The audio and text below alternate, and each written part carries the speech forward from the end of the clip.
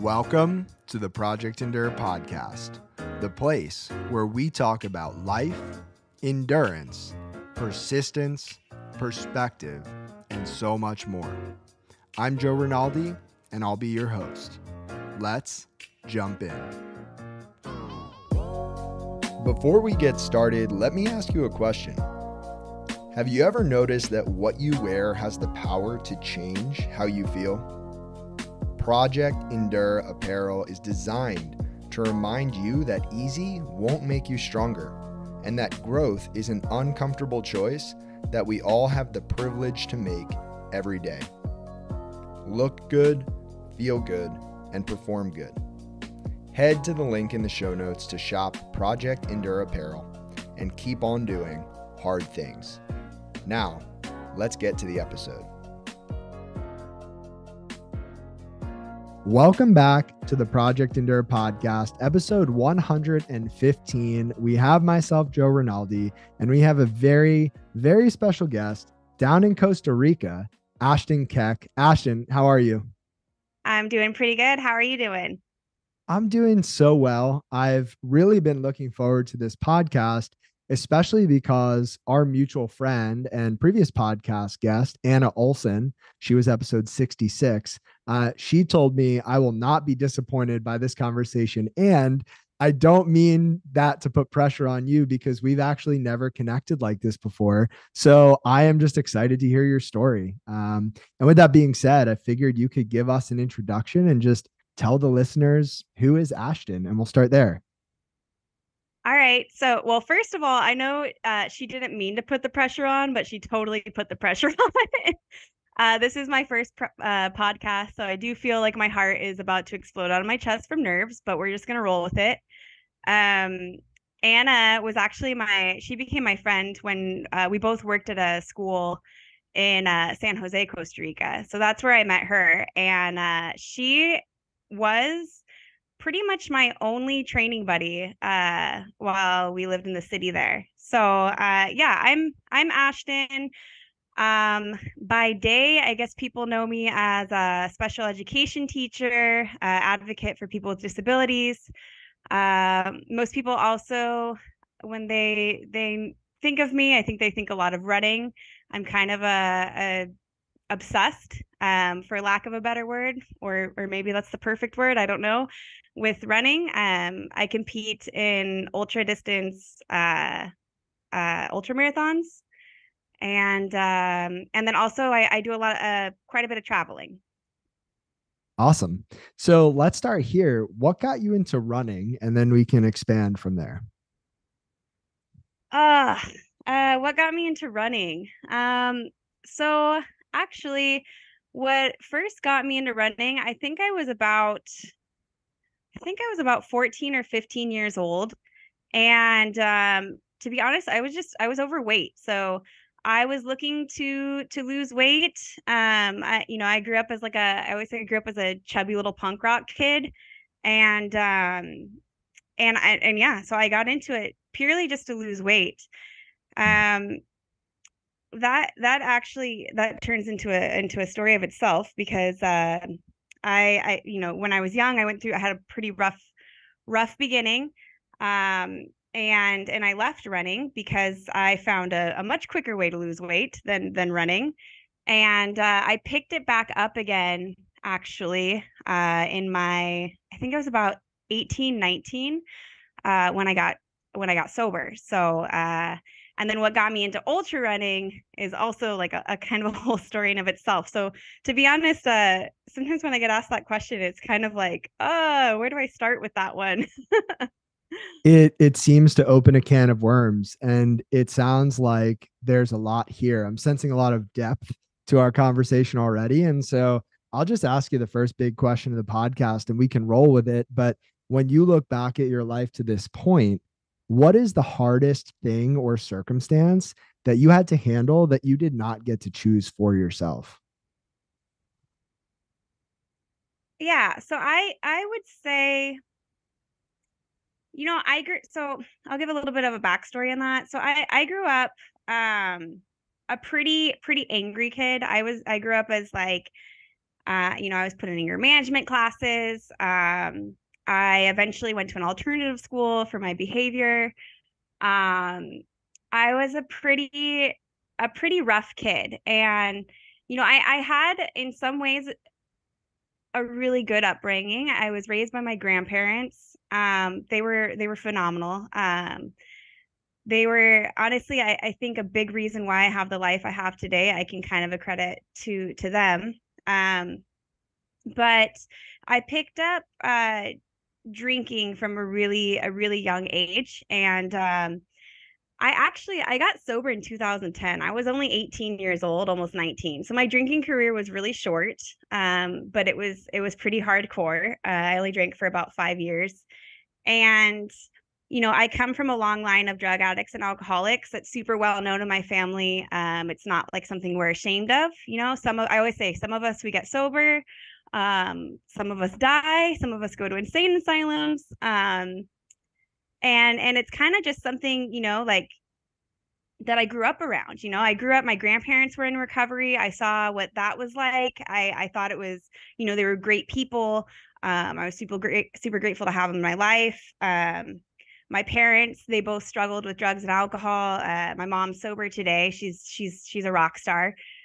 She did the best she could for sure. And so anyways, in my head as a kid, I always just thought like, well, I don't want to drink or do drugs. I don't want to drink or do drugs. I'm not going to do it.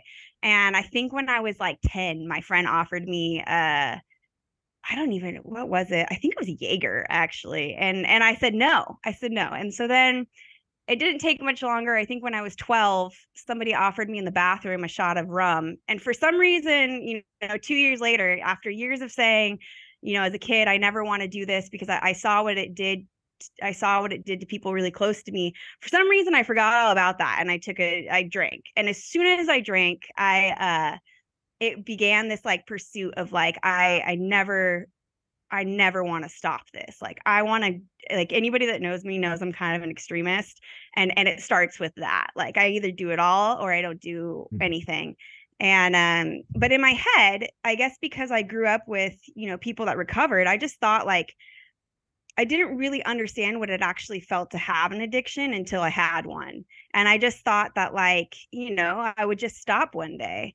And then, flash forward to 16, 17, 18, I was totally wrapped up into it, and really my plan was just kill myself. And I had super suicidal thinking from a really young age. And so I think like the hardest thing that I've ever had to face in life was, it was May 1st, 2010. Well, I think technically it was like maybe the last night of April, but I suddenly realized that like I didn't want to keep drinking. I had lost complete control. I had hit yet another bottom. And the scariest thing was I didn't want to keep drinking or doing drugs, but I didn't want to kill myself. And my backup plan was always suicide. So when suicide suddenly just I didn't want it, that was the hardest thing I was ever faced with was my backup plan was shot, and I didn't know how to live without drugs and alcohol. So for me, I think that was probably the hardest moment. One, thank you for sharing that. Two, doesn't seem like this is your first podcast, but I'll take your word for it. And three, I think that's so interesting to know that the thought of taking your life wasn't the hardest thing you've ever had to handle, but the fact that you realized you didn't want that anymore. Why do you think that thought was no longer appealing to you? I mean, why did that seem to go away? Yeah, I don't really know. I I wish I had an answer for that. Like I also don't know why that night was my bottom, Like I had so many things happen before that night. That night I was, the next day I was supposed to go work for my mom. I had planned I had lost my job because the previous job because I'd kind of gone crazy and forgot who I was and what I was doing. I was having really weird. I was a daily drinker, so my mind was mush. And I was living out of my car. I was going to start working for my mom at her restaurant. And my plan was to get drunk a day before so that I could sleep through the night and then wake up early and go. I mean, yeah, the life of an addict is very, we're very, we're totally out of control, but we're really trying to plan around it. Um, so I had so many other bad things happen. Like I had been living out of my car pretty much by choice. I struggled with an eating disorder, and I drank heavily on top, so my hair was falling out. I'd had sexual abuse happen, maybe even a whole year prior to that moment. I had no, all my best friend in high school. I still love her to this day. Her name's Sammy, and she was my best friend, and I know she loved me, but she wasn't hanging out with me anymore for clear reasons. And so all these things had happened before. Um, so I don't know why that day was the day, and I also don't. I also struggle with. I guess I don't struggle with it because I do have some acceptance with it, but I don't understand why some people get sober and other people don't. Like it's something that honestly, like I have a higher power. I do believe in a higher power. I don't have a specific religion. But there's just some things that I have to kind of chalk up to the fact that like I'm never gonna fully understand. And that's okay. Mm. So I have two questions, and you can answer these in whichever order makes sense. But one, how did you get from that point where your backup plan was gone to where you are today? And two, did you go through a recovery program? And if so, what was that like? Yeah. So the positive of growing up with a bunch of drug addicts and alcoholics is we have some experience as a family. My family was definitely not enablers. Like my mom was pretty my grandparents, they passed away. My grandma died of cancer when I was 15, which probably helped part of the reason why, not the reason why I started drinking for sure, but I'm sure that helped with the downward spiral. And my papa passed away in 2020. But my mom was a part of my life, uh, later on. And like I said, awesome person. And she knew for sure what was going on, but she wasn't gonna like coddle me for it. And so basically that night when I realized I didn't want to off myself, but I also didn't know how to live, I I I was in like an hour away in a different city, and I traveled pretty hammered, not supposed to be driving for sure. Thank God I'm alive. And showed up at her house. It was like 3 a.m. Like I said, she has a bakery slash restaurant. So she was already at the restaurant pulling donuts. And I went in the bathroom, and I had kind of like this. It sounds crazy, but whatever. I had kind of like an out of body experience where I was looking down on myself, and I just called her, and I was like, I can't stop, and I can't stop. I can't stop. And I was crying. And this is the first time I had ever talked to her about this, even though everybody knew what was going on. And she told me like, Ashton, just go to bed. And I went to bed, and the next morning I woke up, and my papa, my grandpa, he picked me up, and he took me to a recovery program for alcohol. And normally, this comes back from the whole like kind of punk rock background. I was very anti authority, anti like, if you tell me to read this book, it's going to help you, I'm not going to listen. Like, I thought I didn't think the world was lying to me. I thought the world was lying to themselves, and therefore lying to me because they're trying to convince themselves of things. But because I grew up with my grandparents, and because I saw what recovery looked like before I ever actually needed it, um, I knew that there was something good to it. And so I think that coupled with the fact that I was just completely lost and had no other option, that got me into the willingness to be open-minded and accept help from a community of people who had gone through similar stuff. Mm. Out of all of the 12 steps, right? I'm assuming it was a 12-step program. I shouldn't assume. Was it a 12-step program? Yeah, it was. Out of all of the steps, was there one that was hardest for you? I definitely think there's one with like turning it over to a higher power. That one seems like an action step, and I wanted to be as honest as possible with getting sober, and I really really struggled with the idea of a higher power. When I was a kid, um I actually went to a couple private schools that were Christian, but I wasn't Christian. And then I had my uncle who I loved to death. He grew up in the LA punk scene, and so he was very atheist. So I had, school talking about, what they believed in, my uncle and his friends talking about what they believed in, my grandma who was more like spiritual and open to like various uh, things from different religions, but not necessarily married to one. I was just, my brain was just jumbled. So that one was definitely a hard one to get through. But I mean, I had, like I said, I think community is important in all aspects of life. Um, so I had people to help me get through that. And then, things eventually unraveled and it works out. Yeah. Do you think that anybody could benefit from the 12 steps, even if they're not quote unquote addicted to something? Is that worthwhile for somebody who's struggling through something to consider what that could look like? That's a weird question. No, it's not a weird question, actually. I've heard that question with a lot of people, or I have friends who are not addicts, and they're like, "Man, if I like this would be really helpful if uh for just my daily life, even without addiction." And yeah, I definitely think there's good stuff from the 12 steps that could benefit everyone. But my only thought is to do the 12 steps, like, honestly, I couldn't see. I mean, at least for myself, I'll speak for myself.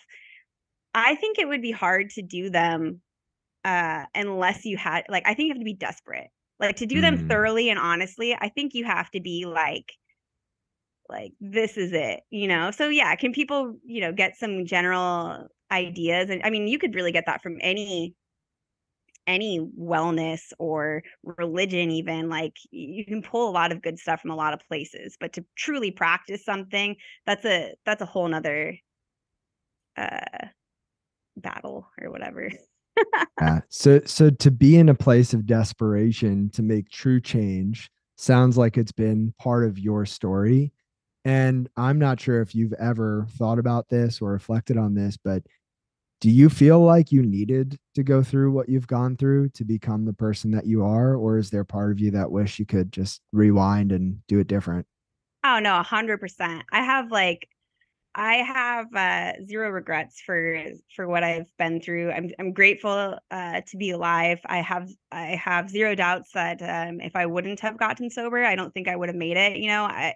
Over the years, I've met girls who have a similar story to me, and they died in their early 20s. So I mean, sometimes, people might look at me like, I got sober super young, but I mean, I was, by the time I finished, I was having hallucinations, physical withdrawals. I was a daily drinker. I wasn't going to make it. And I think that has given me, that plays into the endurance part of me. I think it's given me a perspective in life, that maybe other people would find it hard to have. Like, once I've seen hell, it's hard to be truly scared of anything else. Can you describe how that actually comes into play in the world of endurance? And I know we're skipping from one topic to another, but when you are on mile 99 of a race and it just sucks Yeah. and you think, man, maybe this is what hell feels like, and then you go, oh wait, no, never mind, Yeah. I felt worse. What does that actually look like in your head? What are the thoughts that run through your mind? Yeah, so I mean, I think this is actually an interesting topic that's changed a little bit, actually this year, but up until this year, and I mean, it still plays a role in endurance today, but more so previously.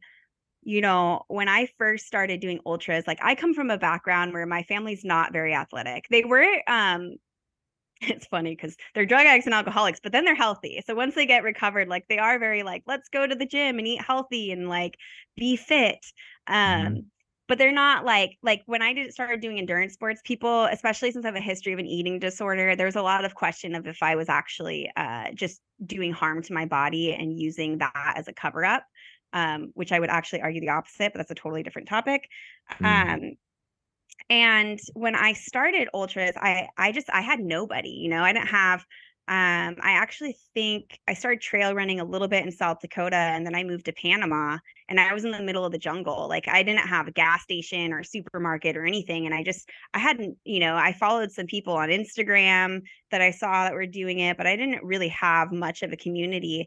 And so I just went out and ran, and I would tell myself like, okay, I knew one person who was an ultra runner, that I met in South Dakota, and I'd seen movies and I had read books, so I knew it was possible. And I read a lot about the mental aspect. And so yeah, I would just tell myself like this is just typically, I mean, sometimes they're longer, but this is just 24 hours or somewhere around 24 hours. Like this hurts, but this is nothing. This is just one day of my life. This is nothing. It's one day. Um, and it's never hurt. It doesn't hurt nearly like what things have hurt like in the past. And so it just, people think I'm crazy sometimes because I do still stand by that. Like when I'm doing started doing 100 milers, and people are like, how do you even go that long? And I'm like, well, it really is just a day or a day and a half or whatever. Like it sounds crazy if you're literally just thinking of like running it, but if you're thinking of the scheme of life and all the things that we face in life, it's really not that big of a deal. It's wild to me just hearing that and how similar in certain ways and also different it sounds to at least three conversations that stand out to me. The one is with Kellen Matthews, episode 58 of this podcast, heroin addict for a period of his life, said something very similar to you. You know, when I stop in endurance sport, the pain stops. And it's nothing compared to what I've been through in the past when it comes to the recovery process and the addiction process. Mitch Ammons, episode 93 of this podcast, Olympic qualifier or trying to qualify for the Olympics in the marathon distance. Again, heroin addict for a long period of time. Same thing, right? This pain is nothing compared to that pain. Episode 114, or sorry, 113 of this podcast with Michael Gagliardi, Gags, same thing, got sober and turned to the world of ultra running. And it just makes you wonder, right? Can you ever get rid of that extreme nature that some of us human beings have? Or do you need to intentionally shift the focus and channel that extreme into something else that is more productive than maybe a substance? And I'm curious your thoughts on that, because clearly you have pivoted and you are going to extremes, but now it's in the world of endurance. Yeah, I like this question. I think if you would have asked me this, I don't know, maybe like even 5 years ago, I probably would have felt a little insecure and felt like there's something wrong with me. And yeah, maybe we shouldn't be so extreme, and we should find this elusive balance that everybody's always talking about and writing quotes on Instagram about. And but I guess like now I would just argue like why? Why would I want to get rid of my extremism? I mean, I can see this. Here's the thing too. I think I've heard this a lot about how we trade one addiction for another addiction. And I understand that statement. And yes, I agree that like a lot of us addicts are extremists. So when we get away from drugs and alcohol, a lot of us become workaholics, do crazy endurance sports. Like we get extreme in some way a lot of times. But I think that that's still not addiction. Like Mm. I can get cranky if I don't run. Because it's true. If I don't go for a run, like it bothers me. It eats at me. But there has been times in my life, specifically, I think I was probably 2 or 3 years sober, where this was before I did ultras, where I would go out and I would run, and I hated every minute of it. I hated it. I got to the most I could run was 7 miles, and I felt like miserable. I felt like, why am I doing this to my body? And you know what? I just said, forget it. I'm done running. I had ran, even when I was drinking, I ran. I would run drunk sometimes. I ran with a pack of cigarettes in my bra. All that jazz. But I just said, I'm not hurting myself. So I did stop, and I got into like yoga for a couple of years, and refocused on something different. But the point is like, I can stop running, and maybe I could feel a little lost, or I might have to redefine what I do with my time, and how I identify. But it's still not the same as like having to learn how to live life all over again without Mm. drugs and alcohol. So um I definitely I don't think it's the same. I think it's similar. I think the extremism is in most of us. And then another thing I thought of was in 2020, you guys are gonna think that there's just like I'm broken over here. I grew up with, little, I don't talk about this as much, but I grew up with OCD, but not the typical stereotypical cleaning, but intrusive thoughts and doing weird rituals and stuff like that. And it got a lot better when I was a teenager. In 2020, a bunch of stuff happened. My papa that raised me died. COVID happened. I had broken up with a boyfriend at the time, but was still stuck living in the same property. So I was losing my mind, and my OCD came back to the extreme. And I started having thoughts again that were not good, and I finally, I reached out for help, like from like a psychiatrist. I'd never done that. I'd always been like, medication's not for me. I'm not against medication, but I think we overuse it, blah, blah, blah, blah, blah. But finally I just got to the point where I was like, you know what? I need to like, I haven't been this bad since for over 10 years. This is not good. And so I got help. She officially diagnosed me with OCD. She gave me a very low dosage of medicine. I took it. I didn't want to off myself. Things started to get better. Things started to become manageable. They wanted to up it. I didn't agree to that. And long story short, over time, and again, this is nothing against medication. I am in support of medication. I have friends who, if they do not take their medication, the wheels will completely fall off, and it will be that way for the rest of their lives. And there's nothing wrong with managing the chemicals in our brain. In my case, I had lived without it for years. The wheels were not going to completely come off, but they did come off, and I needed to use it to get stable again. I found though that when I was on it, some of that extremism, that obsessive, because it was to help me with my obsessive behavior, it started to take away some of my desire to do endurance sports to the I would do them. I still put in the work. I did it because I've been doing it for years. I know how to get up and do it anyways, but that passion was it was dulled. And I didn't like that. So I guess the only reason why I share that story is because, you had asked, like, should we kind of like not try to be so extreme? And that's why I'm asking, like, why? I don't like not being extreme. I think we get we accomplish great things being extreme. So that was a really long answer. Sorry. No, it's great. And it's almost like, if you think about it in terms of old fashioned radio, it's got a dial on it and you can change the station. It's got another dial on it and you can change the volume. Is being extreme and having that nature simply just having the volume all the way up. And it's not a matter of that's good or bad, but maybe what station is playing and how do we intentionally choose that station, and learning to love that part of ourselves. And, on the extreme end of things, I'm not sure if this next question will continue our trajectory, but when you look at your life, what is the hardest thing you've ever done on purpose? And is it extreme? Yeah, the hardest thing, I think there's probably two things for the hardest. I mean, to me, it doesn't even seem that hard.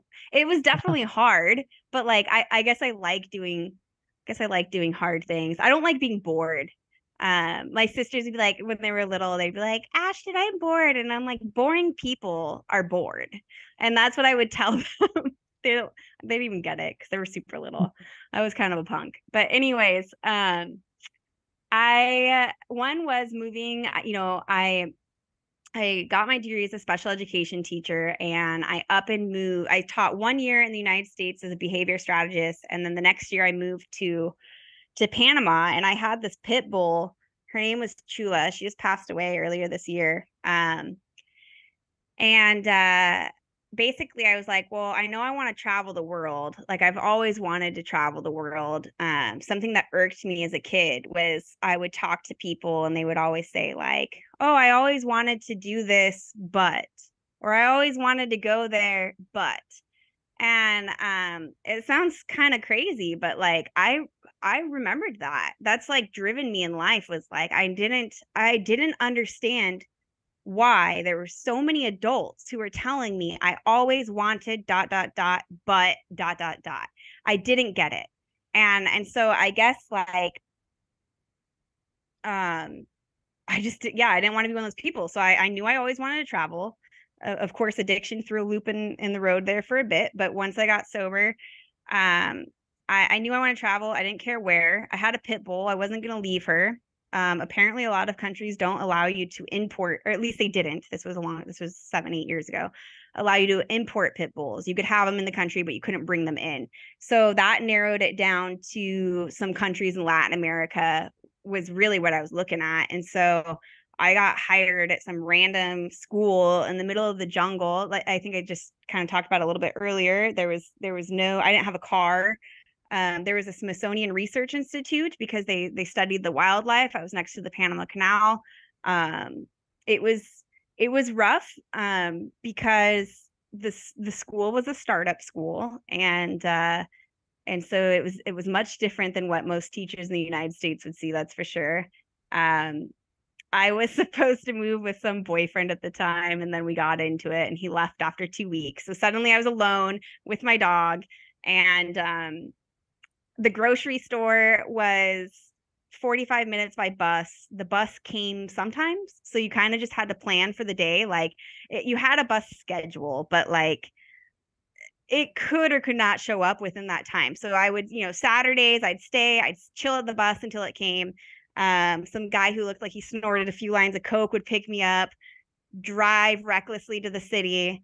I'd go to the city, grab some groceries, get back on the bus, and then come back to the middle of the jungle. And like, I just, I don't know how many years sober I was, but there was definitely no sobriety as far as I knew in the middle of the jungle. So I was on my own trying to like, it was kind of crazy. I started training for ultras during that time because I didn't have a lot to do. And I ended up meeting this girl, her name, well, it's not her name, but I call her Juju. And she actually grew up around the recovery program as well. And I randomly met her in this like small jungle town, and she and I started training for triathlon and then eventually ultras. And like I said, I had no idea what I was doing. And yeah, I guess like the combination of that, moving to a new country, not having experience, not really having much, and then also, of course, training for ultra marathons and competing in ultras, especially 100 milers. 100 milers are a beast. They are humbling. Wow, have I been humbled this year. So, real quick, before we move on to some of the other hard things that you've chosen to do on purpose, I just want to reemphasize what you said about not living life with regret and not having those sentences that say, I wish I could have done this or I wanted to do this, but I just think that's such a powerful way to frame it. And for even anybody sitting here listening to this podcast to think, what is that potential but in your life? And how will you feel if someday you said, I wanted to do this, but, and how could you change that so that you don't have that sentence? I think that's such a cool concept. Yeah, I mean, I think that's for me, that's kind of like this simple but basic philosophy. I mean, I don't know why. Sometimes I don't know. Sometimes I get frustrated, but it's just like talking to different people who want to do these things, and it's like you realize like you have to be okay. And it's okay if you have this dream and you choose not to do it, because sometimes our trajectory in life changes, and we change, and that's okay too.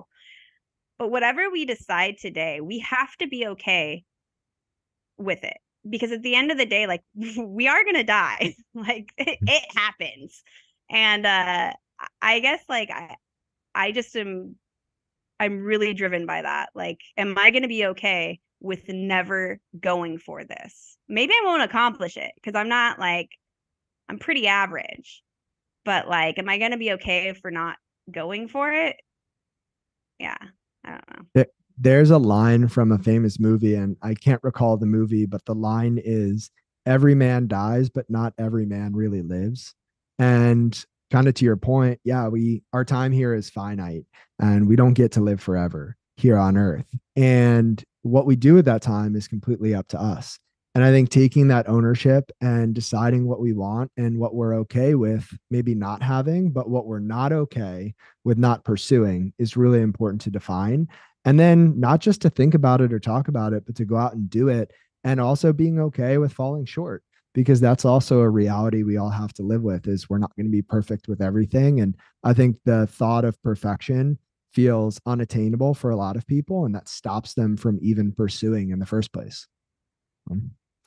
Yeah, definitely. I think perfectionism can be a killer. I know for me, like I didn't realize that I even had any perfectionism um in me because I was so, you know, distraught when I was younger. But then I realized that I think I was kind of always a perfectionist. I just, it was easier for me to never try or to fail the hardest than it was to try and maybe not make it.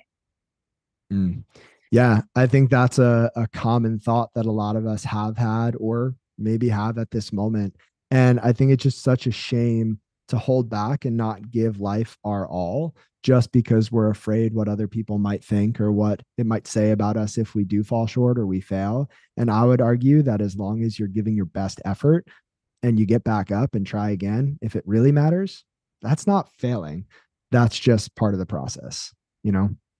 Yeah, and I think there's really something to say with consistency too, right? Like I mean, to try something and expect that you're going to be great the first time is pretty crazy. I mean, but um again, I'm definitely not the greatest athlete in the world or the greatest anything in the world, but I know that I always say like I'm not really smart. I'm not really anything, but the one thing I am is persistent. And I've even surprised myself just by like trying and trying and trying and trying and just so like I mean I hope everyone out there can just find something that they love and keep chipping away at it, because you might surprise yourself, you know? I agree with that 100%. And one of my favorite quotes is from James Watkins, who said, "A river cuts through rock not because of its power, but because of its persistence." And I think that's one of the best qualities that any of us can embody. And so, with that being said, you need persistence for the world of ultra sport, ultra endurance. What's the hardest race or event or endeavor in that space that you've ever taken on? The hardest. I think my first 50K in Panama, that was hard because I didn't realize the importance of nutrition. Everyone, like, it is definitely true. You should run and eat and drink. I I definitely, it was like, you know, it's the shortest distance of ultra, and I finished. So I had to call into work the next day. My body felt like it had eaten itself. I peed brown. I didn't even know that was possible. That was all fixed. I did 100K after that, and I ate and I drank. Did so twice the distance and nothing, no problem like that. I Mm. think two other races that I think were difficult for different reasons was in 2020, right before COVID hit. I know this is selfish, but I'm super glad that I got to do the race before they shut them down. There's so many bigger problems in the world, but I was so stoked that I did that race. The Costa Challenge in Costa Rica, I think it's 236 kilometers, and it's a stage race. So we're not running like insane distances every day, but I always explain it to people where like stage races are like, let's say you have an hour session in the gym, right? That to me would be easier than like a 30-minute session where you're like hammering it out, and then the next day you wake up and you do the exact same muscle group, because you've had time for your body to get damaged, and then you have to do it all over again. So stage races are difficult mentally and physically in that way. And then most recently I did Bighorn 100 in Wyoming, and 100 milers, like I said, they just keep humbling me. I don't, that 80K distance, I usually do pretty well. Like I'm usually at the front of the pack, but the 100 milers, I am back of the pack. I finished that race in 34 hours. I said I did not want to finish the race for about 20 miles. My coach was there and her dad was there. And before the race, we went to this running store and he bought some running shoes. And I was like, oh, so you going to pace me? And he's like, only if things get bad enough. And at mile 75, her dad jumped into the race. And I was like, so things must be getting pretty bad, huh? He's like, yeah, let's go. I'm like, all right. So it was beautiful, though. In a scenario like that, where 20 miles of the race, you just are saying maybe out loud that you don't want to finish, but you don't stop. Why not? Why not? I would love to be, have this pride myself here, but that's just not the way it went down. In previous races, I have wanted to stop and I pushed myself. In this race, I definitely out loud said, F this. Like I hate this. I hate this. Why am I doing this? I don't need this. When you were talking about the whole, nothing's ever hurt as bad, as the past. Like when I was talking about that was my motivation for years. And I always said I ran to be free. But I had this realization, actually it was after Bandera 100 this year, where I realized like, I don't need this to be free. Like I'm already free. I'm not trying to run. Like I don't need to hurt myself to be free. Like I'm not working through the demons anymore. I'm sure I'm that probably never completely goes away, but I mean, I'm not, it just wasn't the same anymore. Like I'm not running from this past anymore. Like I feel better. But then I had this moment where I was like, well, shoot, what happens to running now? Because that was a big part of my why before. And I had to kind of sit on it for a few months. And so, yeah, that's kind of changed for me.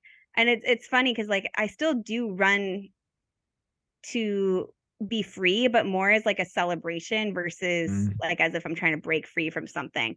But anyways, in this 100 miler, I had my coach with me. And the only reason why I kept going was because she was like, Ashton, let's just go to the next aid station. So I was like, fine. And then her dad, I got to mile 70 and I was like, I hate this. I want to quit. And he was like, Ashton, you're already here. Let them make you stop. Don't pull yourself out of this race. And I was like, I know you're right. Fine. And so I dropped he said I dropped a lot of F-bombs. By mile 75, I was having the time of my life. I started running again. Against race recommendations. I popped an ibuprofen, some swelling went down, finished that race, super stoked, really glad that they told me to keep going. But that time I did not do it all myself. I had people telling me to keep going. And so I just didn't have enough energy to fight it and just kept going. So I've got a few thoughts. One is from a previous podcast guest, David Wallace, episode 101, who shared the phrase, you did not come this far to only come this far. And I think that's a really powerful saying that any one of us can use at a time where it feels like we want to stop, but the job isn't finished. And so wanted to share that. Two, I think it's so important to have people around us. And like you've alluded to over and over and over again in this conversation, there's nothing wrong with leaning on other people, asking for help, admitting maybe that there's a moment of weakness and inviting that help into your life, whether it's in an acute moment, like during a race, or a larger season of life where you're struggling with something that might feel bigger than you. And then that brings me to the next point is I think in life in general, and this goes back to the 12 steps, it's important to have a reason why that is bigger than just us, because there are going to be things in life that come along that are stronger, bigger, harder than maybe we can handle in that instance, in that moment by ourselves. So I wanted to share all that. And then I have a quote that will lead us into the next question. And this quote is from Elizabeth George, who said, "There always comes, I think, a sort of peak in suffering at which either you win over your pain or your pain wins over you, according as to whether you can or cannot call up that extra ounce of endurance that helps you break through the circle of yourself." And that phrase, the circle of yourself, is a really powerful one. It's one that can mean a lot of different things to a lot of different people. But when we zoom out and look at the word endurance, what does that mean to you, Ashton? Yeah, endurance to me. So something I learned in recovery, this phrase I heard was like, trudge the road to happy destiny. And so like trudge, like when you picture, at least when I picture trudge, like it's not like a walk in the park, right? And when I was younger, especially a teenager, I would hear people say like, Ashton, you're always looking for the easy way out. You're just looking for the easy way out. And I would think, well, yeah, dummy. Of course I'm looking for the easy way out. Why would I purposely take the hard way? It's not my fault you're dumb and doing all the hard things. Like I'm gonna take the easy way. And I had that philosophy for a long time. And, you know, God, love teenagers, how they just think they know everything. But over time, I learned like the most the most beautiful things in life, like we typically have to work for them. Like we do have to trudge. And since I'm into, endurance sports and mountain running, I always think of like the gratification I get from running or trudging or climbing to the top of the mountain. Like if I want to see the most beautiful view or the most breathtaking sunset, I'm going to see it from the top of that mountain. And that's not easy. And I'm also going to appreciate it a lot more than if I paid, I don't know, a gondola to take me up there. Like if I use my own blood, sweat, and tears to get to that top of that mountain and I see it, that's that's um that's something to be proud of. And not only that, but like if I take the ride versus trudging up the mountain, I'm not going to learn the same things about myself or about life or about others or whatever is going on in my head getting to the top as I am by taking a ride. By taking a ride, I mean, maybe I'll look at the views. Maybe this is terrible to say, but likely maybe I'll look at my cell phone or something, like I'm probably not in deep thought going to the top on a gondola. But if I'm trudging up, like there's a lot going on. There's a lot of lessons that I'm going to learn every single time. There's a lesson that I'm going to learn. And so, yeah, the easy way can be convenient. Sometimes the easy way in minor situations, sure, go for it if it doesn't matter. But like the most beautiful things, I mean, getting sober, like that was definitely more, trudging doesn't even begin to describe it. And what I've learned in life, my whole philosophy on life couldn't have come from the easy way. There's no way. So endurance to me is just that, trudging the way to happy destiny, enduring it and learning from it. I mean, there's not much to add there. I just think the thought that comes to my mind is what we often want is on the other side of hard. And like you said, sometimes it takes trudging to get there. Now, that sets the stage for the final question. And I think it sets a nice stage because there are a lot of people listening to this podcast for one reason or another who feel like they are trudging right now. And maybe they are halfway up the mountain, but it feels like they've got a long way to go. And maybe they are trudging somewhere and they're not sure they'll ever get there. Or maybe they're just suffering and struggling and they don't even know where to start. And you get a chance to speak directly to those people listening right now. You're in their ears. What would you say to them? Yeah, I guess like regardless of what we're struggling with, I guess I would just not underestimate the importance of community. No matter what we're going through, there's probably a community of people out there who have been through the same or who are going through the same that can share some knowledge. I think especially in the culture of the United States, we have this mentality of like, I'm gonna do it, I'm gonna pull myself out of the hole, I'm gonna, make the money, blah blah blah. But I think community is something. There's a group of wisdom there that we can't get on our own. I also think that whatever we're struggling with, like, our best thinking got us into that situation. So thinking we're going to think our way out of that situation is kind of crazy. So maybe, reaching out and finding others who can help. And that's not just with addiction. I mean, like I said, with my first 50K, I peed brown. How did I do that? Because I had no idea what I was doing. How did I fix that? I met people who were like, hey, maybe throw some tailwind in there, Ashton.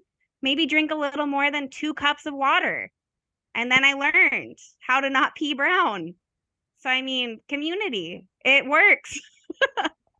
Oh, that's so awesome. I concur. And I will say, in a moment of gratitude on my end, one, I'm grateful for this conversation. And two, I'm so grateful that I get to have these kinds of conversations with 100+ amazing human beings, because in a way it is a form of community where I get to learn, and hopefully the people listening get to learn from each and every story, each and every person that shares things like you just shared. And I do think that community is huge. And if someone didn't know where to start, right? They're not around people who they feel supported by. They don't even have a clue as to where to turn for community. Where's maybe a place or an idea of how somebody could start to find that? If, of course, they're not already part of the Project Adore community. Yeah. So this is such a silly answer, but Google it. Like when I wanted to teach and travel, there wasn't I mean, there was social media, but it wasn't as popular as it is today. And I found this girl, I think her name's a traveling globe trekker on Facebook. And she was always writing about her and her daughter teaching and traveling. I sent her a Facebook message. I said, hey, I don't this, my family doesn't do this. Nobody does this. I'm a teacher. I want to travel. What do I do? And she responded. I mean, it's Google it. There's so many communities. Send that person a face. Courtney DeWalter, before she was already blown up, but I remember when I first was new into ultras, I wrote her a message on Facebook. She responded to me. I don't think she does her own social media anymore. But I mean, like, just the worst that can happen is people don't respond. But chances are, if you're going through something and you shoot it in Google or Instagram or Facebook, you'll find a community will pop up. Yeah, that's a great and actually very practical piece of advice. And if people are listening to this podcast and they want to reach out to you, or they want to follow along with your journey, or they just want to, learn more about you, where is the best place for people to do that? I would say, I guess Instagram. I mean, I'm active on it. I'm not super huge with social media. I post, warning, if you follow me, you're going to get a lot of really bad running videos and pictures of my dogs. So my Instagram, I think, is Ashton Nicole Keck, I think. Awesome. I'll link it below so people can find it. And Ashton, I just want to thank you for taking the time for this conversation, for everything that you're doing and everything you're about. Again, it's hard to believe this is your first podcast, but we'll take your word for it. And it's going to be the first of many. I can tell you that. Well, thank you. If you find me on a different podcast that was before this, let me know, because I don't remember doing it. And that's a scary thought. Thank you again, Ashton. I appreciate you. Thank you. If you enjoyed this episode of the Project Indoor podcast, go ahead and subscribe, leave a review on your platform of choice, and share this episode with a friend. It helps us get more conversations like this out to more people like you. We appreciate you, and we'll talk to you next time. And one more thing. If you're looking for a community of people all striving to be better together, check out the Project Indoor Hard Things Club. The link is in the description below. We'd love to have you.